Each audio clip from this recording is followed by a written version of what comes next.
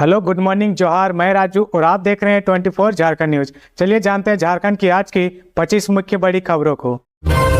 CBI ने चतरा की अमरपाली कोल परियोजना के ओवरसियर राम भज्जू व बिचौलियों को 25,000 घूस लेते किया गिरफ्तार। सीबीआई की टीम ने चतरा से रिश्वत लेते 2 लोगों को दबोचा है। इनसे पूछताछ की जा रही।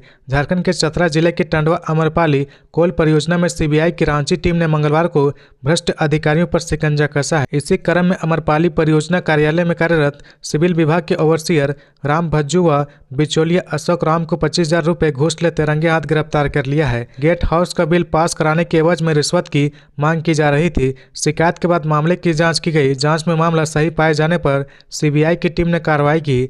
इनकी गिरफ्तारी के बाद वहां हड़कंप मच गया। सीबीआई टीम की अभी भी परियोजना कार्यालय में पूछताछ जारी है। सीबीआई की टीम अभी भी अमरपाली में कई जगहों पर जानकारी जुटा रही है। कार्रवाई के बाद अमरपाली कोयलांचल में हड़कंप मच गया है। गिरफ्तारी के बाद दफ्तरों में सन्नाटा पसर गया है। सभी अधिकारी दफ्तर छोड़कर फरार हो गए थे। बताया जा रहा है कि गेट हाउस का बिल पास कराने के एवज में आरोपियों की ओर से रिश्वत की मांग की जा रही थी। पैसे नहीं देने पर बिल पास नहीं किया जा रहा था। आखिरकार थक हार कर पीड़िता ने इसकी शिकायत सीबीआई में दी। शिकायत मिलने के बाद सीबीआई के अधिकारियों ने इस मामले की जांच की। जांच में मामला सही पाए जाने पर सीबीआई की टीम ने कार्रवाई की और दोनों आरोपियों को रिश्वत लेते गिरफ्तार कर लिया है। झारखंड की नई गृह सचिव बनाई गई वंदना डाडेल, अधिसूचना जारी। झारखंड की नई गृह सचिव वंदना डाडेल बनाई गई है। इसकी अधिसूचना जारी कर दी गई है। लोकसभा चुनाव 2024 को देखते हुए निर्वाचन आयोग ने झारखंड समेत 6 राज्यों के गृह सचिवों को हटाने का निर्देश दिया था। इस आदेश के आलोक में अरवा राजकमल को इस पद से हटा दिया गया था। अब सीनियर आईएएस अफसर वंदना डाडेल को गृह सचिव की जिम्मेदारी सौंपी गई है। चुनाव आयोग के आदेश के बाद झारखंड के गृह सचिव रहे अरवा राजकमल को पद से मुक्त कर दिया गया था। वे गृह सचिव के अतिरिक्त प्रभार में थे। अब राज्य की वरिष्ठ अफसर वंदना डाडेल को गृह सचिव बनाया गया है। लोकसभा चुनाव 2024 के आलोक में पिछले दिनों झारखंड समेत देश के 6 राज्यों के गृह सचिव बदले गए थे। इसी क्रम में अरवा राजकमल को भी उनके पद से हटाया गया था। अब इस पद पर वंदना डाडेल को नियुक्त किया गया है। चुनाव आयोग ने झारखंड के गृह सचिव समेत देश के 6 राज्यों के गृह सचिवों का एक साथ तबादला कर दिया था। इस बाबत झारखंड के मुख्य निर्वाचन पदाधिकारी के रवि कुमार से पूछा गया तो उन्होंने कहा कि इसमें कुछ नया नहीं है, ये प्रक्रिया का हिस्सा है। चुनाव आयोग के आदेश पर अधिकारी बदले गए हैं। अंबा प्रसाद के करीबी पंकज नाथ को ईडी का समन 20 मार्च को पूछताछ के लिए बुलाया है। बड़कागांव विधायक अंबा प्रसाद के करीबी माने जाने वाले पंकज नाथ को ईडी ने समन किया है। ईडी ने पंकज नाथ को पूछताछ के लिए 20 मार्च यानी आज सुबह 11:30 बजे तलब किया है। बता दें कि 12 मार्च को ईडी ने अंबा प्रसाद से जुड़े 17 ठिकानों पर छापेमारी की थी। इसी क्रम में विधायक के भाई अंकित राज के साथ अक्सर देखे जाने वाले पंकज नाथ के भी 2 ठिकानों पर ईडी ने छापेमारी की थी। छापेमारी बरियातू स्थित flat number 9 block B G9 Sai residency और चित्रगुप्त और बड़गई में की गई थी। दोनों फ्लैट को सील कर दिया गया है। इसी के साथ ओकनीबाड़ा हजारीबाग स्थित घर पर भी छापेमारी हुई थी। इस दौरान वह घर पर मौजूद नहीं थे। बता दें कि ईडी की रेड सुबह 6:30 बजे हुई थी। इस समय अंबा प्रसाद के हजारीबाग स्थित आवास में भाई अंकित राज और उनके करीबी पार्टनर पंकज नाथ सोए हुए थे। मोबाइल, लैपटॉप और अन्य दस्तावेजों सहित इलेक्ट्रॉनिक गैजेट को जब्त किया जा चुका है। वहीं अंकित राज से सुबह 7 बजे से लेकर अगले दिन रात करीब 9:30 बजे तक पूछताछ हुई थी। ईडी ने अब आधिकारिक तौर पर बताया कि छापेमारी के दौरान विधायक के ठिकानों से क्या मिला है। ईडी ने बताया कि झारखंड के रांची और हजारीबाग सहित अन्य स्थानों पर 12 मार्च को छापेमारी की गई थी। आपराधिक गतिविधियों मसलन जबरन वसूली, लेवी, अवैध रेत खनन और जमीन पर कब्जा की शिकायतों पर यह कार्रवाई की गई थी। इस दौरान 35 लाख रुपए नगद, डिजिटल उपकरण, सर्किल ऑफिस, बैंक सहित नकली टिकट और हस्तलिखित रसीदें और डायरियां बरामद हुई है। दुमका के चर्चित पेट्रोल कांड में आया फैसला, शाहरुख हुसैन व छोटू उर्फ नईम दोषी करार। 28 मार्च को सुनाई जाएगी सजा। झारखंड की उपराजधानी दुमका के जरवाडीह में अगस्त 2022 में एक युवती के पेट्रोल छिड़क कर जिंदा जला देने वाले चर्चित पेट्रोल कांड में अदालत ने मंगलवार को दोनों आरोपियों को दोषी करार दिया है। प्रथम जिला एवं अपर सत्र न्यायाधीश सह विशेष न्यायाधीश पोस्को रमेश चंद्रा की अदालत ने आरोपी शाहरुख हुसैन और मोहम्मद नईम अंसारी उर्फ छोटू को दोषी करार दिया है। दुमका की अदालत में 28 मार्च को सजा के बिंदु पर सुनवाई होगी। दुमका की अदालत ने मंगलवार को युवती को जिंदा जला देने के दोनों आरोपियों शाहरुख हुसैन व छोटू उर्फ नईम को दोषी करार दिया है। बता दें कि मामला अगस्त 2022 का है। शाहरुख नामक एक स्थानीय युवक अंकिता से एक तरफा प्यार करता था। उसने किशोरी से कई बार प्रपोज किया था, हर बार किशोरी ने इनकार कर दिया। इसके बाद शाहरुख ने अपने एक साथी की मदद से खिड़की के जरिए पेट्रोल छिड़का और उसके बाद आग लगा दी। इस घटना में युवती बुरी तरह से जल गई थी। पहले स्थानीय अस्पताल में इलाज हुआ, फिर उसे रांची रेफर कर दिया गया। यहाँ बुरी तरह झुलसी अंकिता 5 दिनों तक संघर्ष करती रही और फिर दम तोड़ दिया। खबरों में आगे बढ़ने से पहले अगर अभी तक आपने इस चैनल को सब्सक्राइब नहीं किया तो प्लीज सब्सक्राइब कर ले, जिससे झारखंड की हर छोटी सी बड़ी खबर की अपडेट आप तक पहुंचता रहे। झारखंड के पूर्व सीएम हेमंत सोरेन की पत्नी कल्पना सोरेन 20 मार्च को गांडे विधानसभा क्षेत्र के दौरे पर उपचुनाव को लेकर करेंगी मंथन। झारखंड के पूर्व मुख्यमंत्री हेमंत सोरेन की पत्नी कल्पना सोरेन का गांडे विधानसभा क्षेत्र में 2 दिवसीय दौरा 20 मार्च से है। दौरे के क्रम में वह झामुमो पदाधिकारी व कार्यकर्ताओं के साथ बैठक करेंगी। इसके साथ ही गांडे उपचुनाव को लेकर मंत्रणा की जाएगी। इसको लेकर झामुमो की ओर से व्यापक तैयारी की जा रही। झामुमो जिला अध्यक्ष संजय सिंह ने इस संबंध में बताया कि कल्पना सोरेन बुधवार 20 मार्च को गिरिडीह पहुंचेंगी। यहां से वह बेंगाबाद जाएंगी। बेंगाबाद चौक पर झामुमो कार्यकर्ताओं द्वारा उनका स्वागत किया जाएगा। यहां से वह झलकडीहा स्थित झामुमो के पूर्व विधायक स्वर्गीय सालखन सोरेन के आवास जाएंगी, जहां पर वह स्वर्गीय सालखन सोरेन की पत्नी से मुलाकात करेंगी। यहां के बाद वह डाक बंगला फुलजोरी होते हुए गांडे पहुंचेगी। गांडे प्रखंड के करीब बांक में पंचायत पदाधिकारी व कार्यकर्ताओं के साथ बैठक करेंगी। झामुमो जिला अध्यक्ष संजय सिंह ने इस संबंध में बताया कि कल्पना सोरेन बैठक के बाद ताराटांड़ होते हुए वह गिरिडीह के उत्साह उपवन पहुंचेगी। यहां पर वह रात्रि विश्राम करेंगी। संजय सिंह ने बताया कि 21 मार्च को कल्पना सोरेन बेंगाबाद प्रखंड के धूमाडीह में पार्टी कार्यकर्ताओं के साथ बैठक करेंगी। यहां के बाद वह दोपहर 2 बजे कोवाड़ में कार्यकर्ताओं के साथ बैठक करेंगी। यहां के बाद वह रांची के लिए कूच कर जाएंगी। दौरे के क्रम में उनके साथ पार्टी के वरीय नेता भी मौजूद रहेंगे। झारखंड से जामा विधायक सीता सोरेन ने ज्वाइन की बीजेपी, लंबे समय से झामुमो से थी नाराज।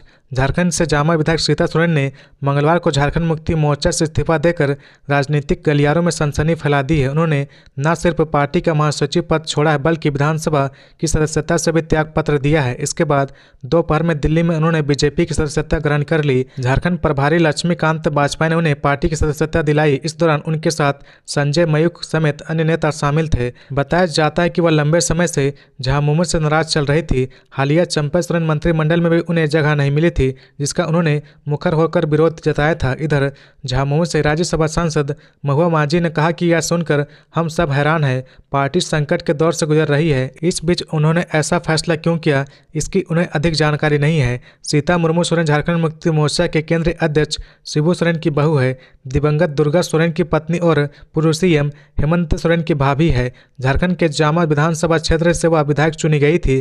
पार्टी ने उन्हें महासचिव के रूप में नियुक्त किया था। इसके बाद 2014 में उन्होंने दोबारा चुनाव लड़ा और उसी सीट से दोबारा विधायक बनी। साल 2019 में जामा विधानसभा सीट से तीसरी बार विधायक चुनी गई थी। जेपीएससी परीक्षा केंद्र पर हंगामा मामले में 2 अलग अलग प्राथमिकी दर्ज, इतने छात्रों को बनाया गया नामजद आरोपी। जामताड़ा जिले के मिहिजाम स्थित जेपीएससी परीक्षा केंद्र पर हंगामा करने वाले 21 छात्रों पर प्राथमिकी दर्ज कर नामजद आरोपी बनाया गया है। रविवार को अभ्यर्थियों के द्वारा किए गए हंगामे के बाद जिला प्रशासन एक्शन मोड में है।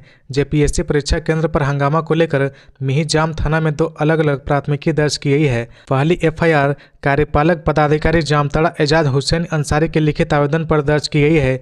इसमें विनीत कुमार सहित अज्ञात 50 लोगों के खिलाफ मामला दर्ज किया गया है। वहीं दूसरी एफआईआर कर्माटांड़ के सीईओ राम प्रवेश कुमार की शिकायत पर मिहिजाम थाना में ही दर्ज की गई है। इसमें 21 परीक्षार्थियों के नामजद आरोपी बनाते हुए मामला दर्ज किया गया है।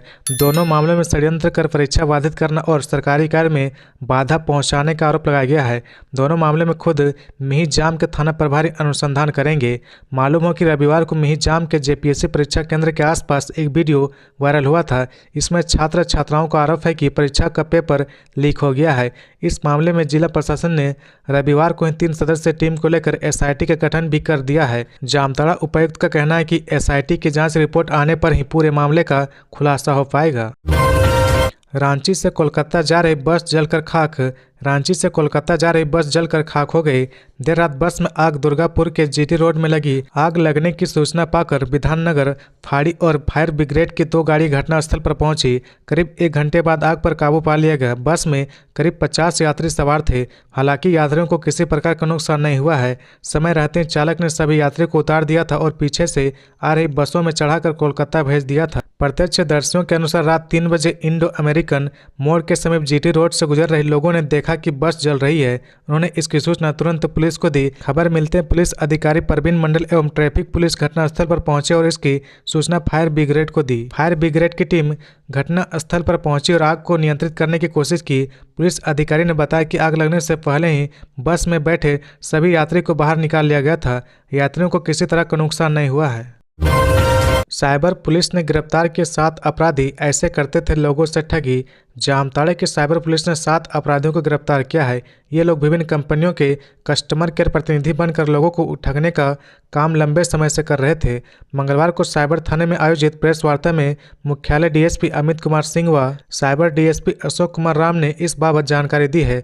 बताया कि करमाटांड़ थाना क्षेत्र के बिराजपुर और डुमरिया गांव से साइबर अपराध को अंजाम देते 7 अपराधियों को पुलिस ने गिरफ्तार किया है। उन्होंने बताया कि पुलिस अधीक्षक अनिमेश नाथानी को इन दोनों गाँव में साइबर अपराधियों की सक्रियता को लेकर गुप्त सूचना मिली थी। सूचना के आधार पर साइबर थाना प्रभारी इंस्पेक्टर अब्दुल रहमान के नेतृत्व में पुलिस निरीक्षक देवेंद्र कुमार वर्मा एवं अन्य पुलिस कर्मियों को शामिल करते हुए टीम बनाई गई है। इन अपराधियों के पास से 18 एंड्रॉयड मोबाइल फोन, 23 फर्जी सिम कार्ड, 3 एटीएम कार्ड, 1 आधार कार्ड और 1 पैन कार्ड बरामद किया गया है। उत्तम यादव ने कहा, भगत सिंह की प्रतिमा को स्थान दिलाने के लिए आखिरी सांस तक लड़ता रहूंगा। 25 फरवरी से राजभवन के समक्ष राष्ट्रीय युवा शक्ति के पदाधिकारी एवं सदस्य अनिश्चितकालीन धरना पर बैठे हैं। इस दौरान सदस्यों ने कहा कि मंगलवार को धरना का 24वां दिन है, फिर भी सरकार व प्रशासन गहरी नींद में सोए हुए हैं। उत्तम यादव ने कहा कि जब तक भगत सिंह की प्रतिमा को स्थान नहीं मिल जाता तब तक हमारी लड़ाई जारी रहेगी। राष्ट्रीय युवा शक्ति कोई राजनीतिक दल नहीं है। राष्ट्रीय युवा शक्ति का उद्देश्य शहीदों को सम्मान दिलाना। राष्ट्रीय युवा शक्ति के पदाधिकारियों ने कहा कि सरकार को चाहिए कि इस मामले में कोताही नहीं बरते। कहा कि 23 मार्च को भगत सिंह की प्रतिमा नहीं लगी तो उग्र आंदोलन होगा। कहा कि एक ओर सरकार राज्य के शहीदों को सम्मान देने की बात करती है, वहीं दूसरी ओर राष्ट्रीय स्तर के शहीदों की अनदेखी हो रही है। इस हालत को कतई बर्दाश्त नहीं किया जा सकता है। रांची के बुढ़मू जंगल से नक्सली दिलेश्वर गंजू गिरफ्तार, बाइक बरामद। टीएसपीसी के सदस्य ऐसे चढ़ा पुलिस के हत्थे। रांची पुलिस को नक्सलियों के खिलाफ मंगलवार को सफलता मिली है। टीएसपीसी के सदस्य 25 वर्षीय दिलेश्वर गंजू को रांची के बुढ़मू प्रखंड के मक्का सिरम जंगल से गिरफ्तार किया गया है। पुलिस उससे पूछताछ कर रही है। अभियान के दौरान एक बाइक भी पुलिस ने बरामद किया है। हालांकि कमांडर राहुल गंजी अपने एक साथी के साथ भाग निकला। गिरफ्तार के बाद पुलिस आसपास के जंगलों में सर्च अभियान चला रही है। गुप्त सूचना के आधार पर मक्का सिरम जंगल में विशेष अभियान चलाया गया। इसी दौरान ब्लू रंग की अपाची बाइक पर सवार 3 उग्रवादियों को रोकने का इशारा किया गया। पुलिस को देखते उग्रवादी बाइक छोड़कर जंगल की ओर भागने लगे। इन्हें खदेड़ने के दौरान एक उग्रवादी पुलिस के हत्थे चढ़ गया, जबकि कमांडर राहुल गंजू उर्फ प्रधान जी उर्फ खलील जी अपने एक साथी के साथ भागने में सफल रहा। गिरफ्तार उग्रवादियों से पुलिस पूछताछ कर रही है। मौके से बरामद बाइक चोरी की बताई जा रही। हाल ही के दिनों में TSPC commander Rahul Ganju police के लिए चुनौती बना हुआ है। वह बुढ़मू क्षेत्र के अलावा रातू, रांची, कांके, खलारी क्षेत्र के ठेकेदारों, व्यापारियों को फोन कर धमकी देता है और खुलेआम हथियार लहराकर दहशत फैलाता है। 17 फरवरी को राहुल ने अपने सहयोगियों के साथ दिनदहाड़े बुढ़मू बाजार में मारपीट कर गोली चलाने की घटना को अंजाम दिया था। बेटियों का भविष्य और दुर्गा सोरेन की मौत की सीबीआई जांच चाहती है। सीता सोरेन बीजेपी में ज्वाइनिंग के फैसले पर बोले निशिकांत दुबे। जामा से झामुमो विधायक और सोरेन परिवार की बड़ी बहू सीता सोरेन ने मंगलवार को दिल्ली में बीजेपी ज्वाइन कर ली है। सीता सोरेन ने आरोप लगाया कि उन्हें परिवार और पार्टी में उचित सम्मान नहीं मिल रहा था। परिवार में उनकी उपेक्षा की जा रही थी। सीता सोरेन के बीजेपी ज्वाइन करने पर गोड्डा सांसद डॉक्टर निशिकांत दुबे ने कहा कि वे अपनी दोनों बेटियों का भविष्य और स्वर्गीय दुर्गा सोरेन की आकस्मिक मौत की सीबीआई जांच चाहती है। निशिकांत दुबे ने कहा कि बीजेपी ज्वाइन करने के पीछे सीता सोरेन का कोई तत्कालिक यानी निजी स्वार्थ नहीं है। गोड्डा सांसद ने कहा कि राजश्री और जयश्री उनकी भतीजी है और बीजेपी उनके लिए हर संभव काम करेगी। दुमका लोकसभा से सीता सोरेन की उम्मीदवारी के सवाल पर निशिकांत दुबे ने कहा कि इसका फैसला हो चुका है। निशिकांत दुबे ने कहा कि पूर्व मुख्यमंत्री हेमंत सोरेन ने अपनी भतीजियों जयश्री और राजश्री की पढ़ाई लिखाई के लिए कुछ नहीं किया।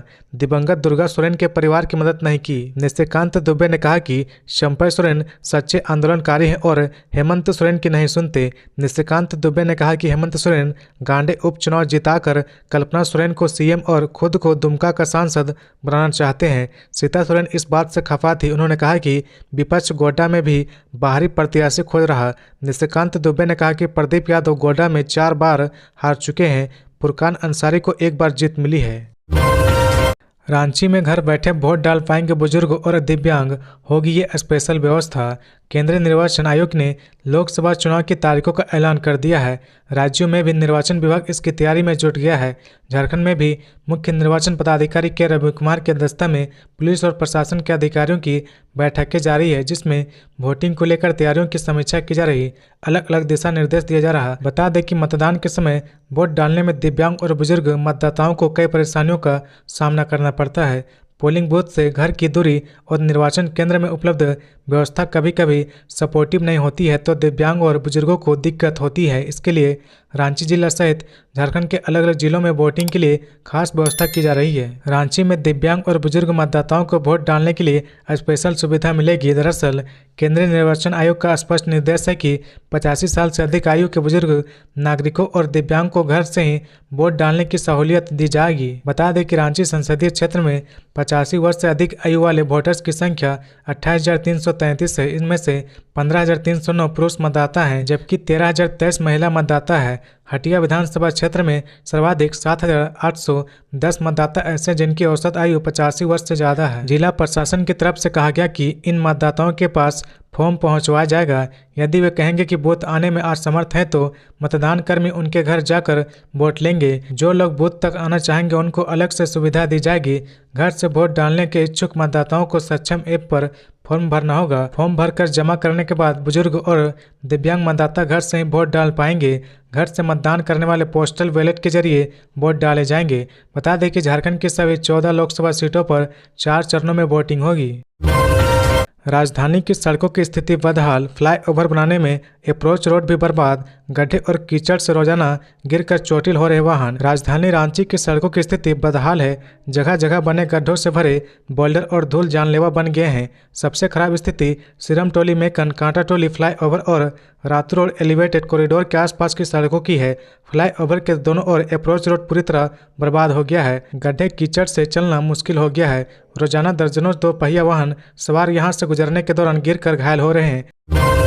चाईबासा पुलिस ने 3 बड़े नक्सलियों को गिरफ्तार किया। 8 बड़ी वारदातों को दिया है अंजाम। चाईबासा पुलिस ने भाकपा माओवादी के 3 नक्सली को गिरफ्तार किया है। ये तीनों 8 बड़ी वारदातों को अंजाम दिया है। गिरफ्तार नक्सलियों के नाम रोहित पदम, यूलिप जोजो और वासु बहमदा शामिल है। पुलिस ने गिरफ्तार नक्सलियों की निशानदेही पर एक 303 राइफल, भारी मात्रा में विस्फोटक और अन्य सामग्री बरामद किए हैं। पुलिस को ये सामान नक्सल डंप से मिले हैं। बरामद विस्फोटकों को बम निरोधक दस्ता की मदद से डिफ्यूज कर दिया गया। इस बात की जानकारी एसपी आशुतोष शेखर ने दी है। गौरतलब है कि एसपी आशुतोष शेखर को गुप्त सूचना मिली थी कि गोइलकेरा थाना के रेला परार रायरोवा के गांव आसपास जंगली क्षेत्र में भाकपा माओवादी का एक दस्ता भ्रमणशील है, जिसके बाद सुरक्षा बलों ने रेला पराल और रायरीवा गांव में छापेमारी की। इस दौरान रायरीवा गांव के पास पंचलता बुरुज जंगल क्षेत्र में भ्रमणशील नक्सली दस्ता के 3 सदस्यों को गिरफ्तार किया है।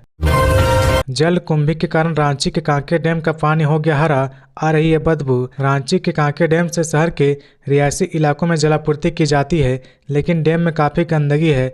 वहीं जल कुंभी से डैम का अधिकांश हिस्सा पट गया है। इस कारण इसका पानी हरा हो गया है। इससे बदबू भी आने लगी है। अगर जल्द इस दिशा में ध्यान नहीं दिया गया तो धीरे धीरे जलकुंभी पूरे डैम को अपनी चपेट में ले लेगी।